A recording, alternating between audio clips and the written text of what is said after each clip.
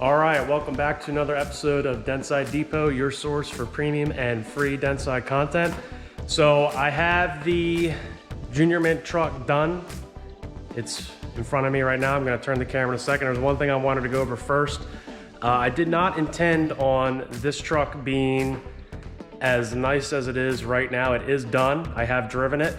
As soon as I dropped the cab onto the frame, I knew I had created something special. And because of that, I put a lot of better parts on it that I anticipated on. So let's check it out. So here we go. Put one of my nicer, not NOS, but older grills on the truck in nice shape. Cactus Smasher, factory Cactus Smasher. I did not paint it. I left it with patina. Fog lights from Hella, which is hella cool, of course. And you can see it just looks awesome. A little difficult to see because it is inside the shop.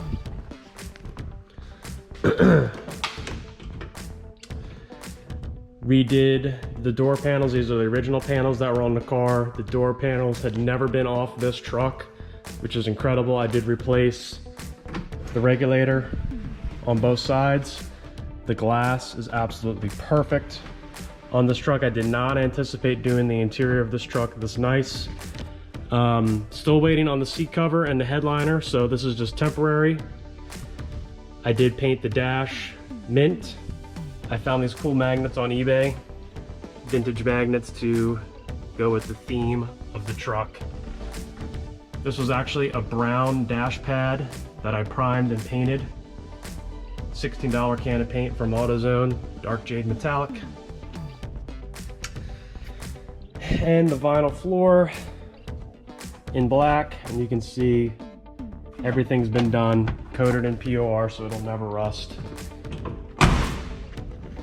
I did the same thing in the drip rails. There wasn't any rust in the drip rails, but I hit it with POR and then I topped it with rusty metal primer, so it was kind of like a faux tina. Of course, this truck is an actual patina truck, but I just wanted to make sure that there wouldn't be any rusting issues at all. Did find a little spot in the tailgate that I cut out, and I just ran a little weld just to fill it up,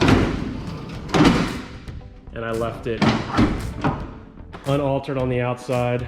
My powder coater is slammed right now, so I'm waiting on the bumper brackets still. Going with the non-step bumper, and it's going to be tucked. I got the brackets that LMC has to tuck the bumper in, so hopefully I'll have that hopefully today actually, and you'll see that when I do the first drive video.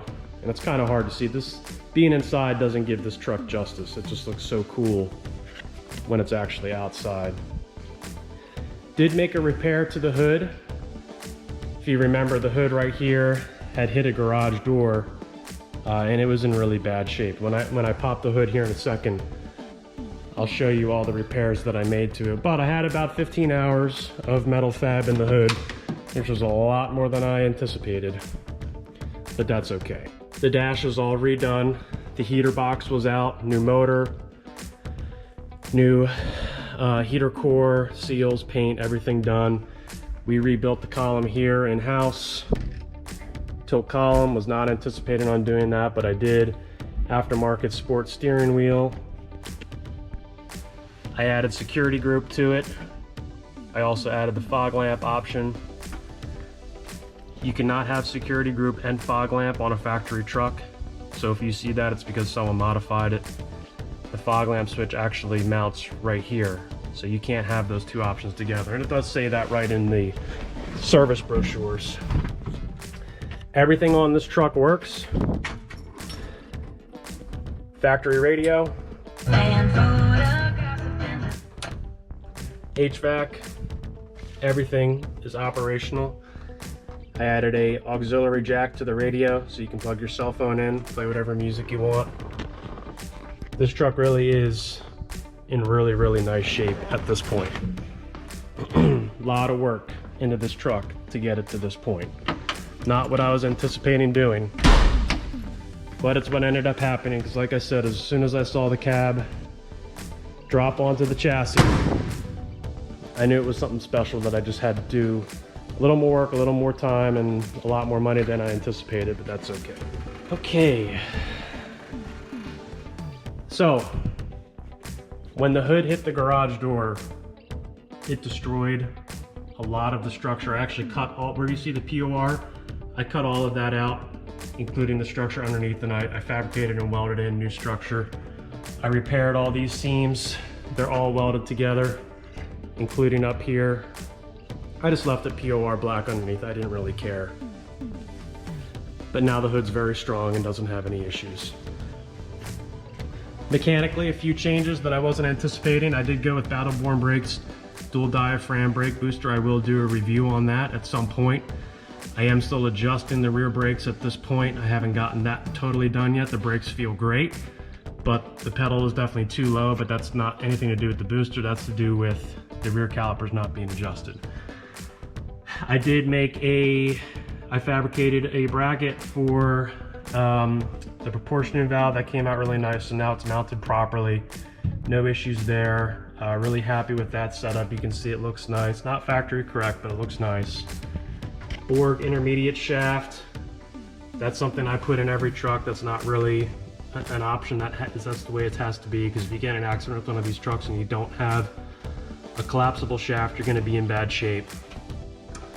Of course, a DRB fab, lower bearing, blue top box. Only change I made to the engine was I put factory valve covers on and painted them black. Of course, the Edelbrock ones were leaking. Someone over tightened them at some point, and I tried to fix them, and that was a whole fiasco, and they just kept leaking, so I just put factory ones on. HEI distributors on there. You can see how nicely that cleans up the engine bay. Everything over here is gone. I'll do a video of how to install that. It's super simple. Anyone with any sort of mechanical knowledge can do that job. It's simple. And everything on this truck works.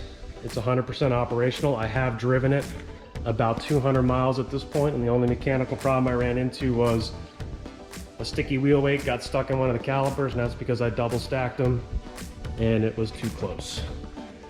Let's check out the lights really quick and then I'll start it, and that'll be it for this video. So fog lamps, front lights, it looks really cool.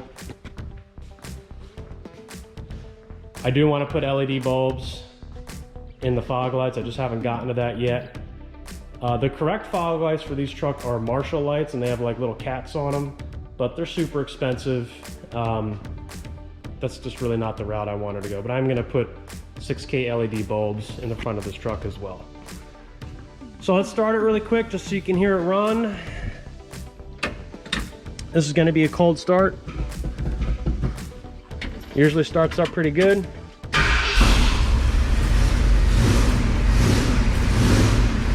You can see that's a legitimate 24-hour cold start. I pulled it in yesterday morning and it's about lunchtime today. Runs great. Sucks a lot of gas, but it runs great. There is a slight exhaust leak on this side, so it's a little louder than it should be.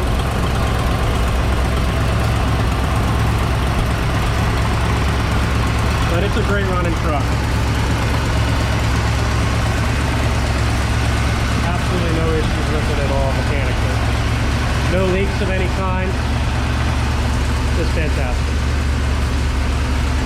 So that's going to be it for this video. I will do a drive-in video of this truck shortly. You will see that posted soon on my YouTube channel. This project is done. The next project is getting pulled in tomorrow, so look forward to that. I won't say what it is. Thank you for checking out my channel. Like and subscribe if you like my videos.